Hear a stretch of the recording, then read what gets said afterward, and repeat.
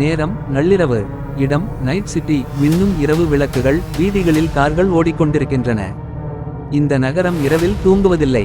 ஆனா சில நேரங்களில் இரவுகள் தான் என்னை விழிக்க வைக்கின்றன. வக்கீல் ஒருவர் கார் டோர் திறந்து வெளியேறுகிறார். பின்னே ஒரு நிழல் நெருங்குகிறது. ஸ்லோ மோஷனில் அந்த நிழல் வக்கீலை நோக்கி கத்தியுடன் வந்து குத்துகிறது. வக்கீலின் முகத்தில் திகைப்பு. ரத்தம் தெறிக்கிறது. அதிகாரி ரகு கடுமையாக, இந்த 3 கொலைகளிலும் நீயே ஒவ்வொரு இடத்திலும் இருந்தது எப்படி சாத்தியம்? மாயா அமைதியாக, நான் மனநல ஆலோசகர்.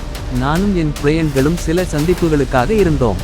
ஆனா என் நினைவுகள் நழுவுது போலிருக்கு. மாயாவின் விழிகளில் வித்தியாசம் தெரிகிறது. மாயா தூங்கிக் கொண்டிருப்பதை காட்டுகிறது. மெதுவாக அவளது விழிகள் திறக்கின்றன. பார்வை வெறிச்சோடு. மாயா மெதுவாக எழுந்து கண்ணாடிக்கு செல்கிறாள். கண்ணாடியில் அவளின் பிரதிபலிப்பு மாறுபட்டது. மற்றொரு உருவம். கலிசா சிரிக்கிறது.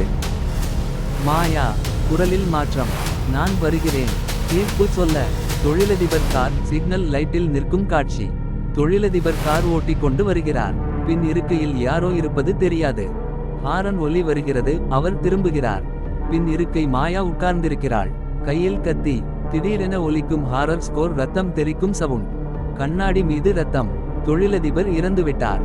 மாயா லேப்டாப்பை திறந்து வீடியோ பார்க்கிறாள். அதில் அவளே பேசுகிறாள்.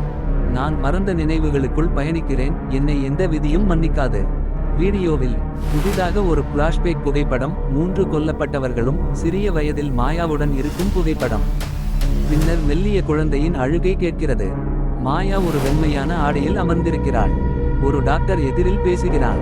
டாக்டர், மாயா நீ யார்? மாயா சிரிப்புடன், நான் யார் என்பதை உங்களால் தான் தீர்மானிக்க முடியாது டாக்டர். அப்படி நீங்களே யார்? மாயாவா கலிசாவா?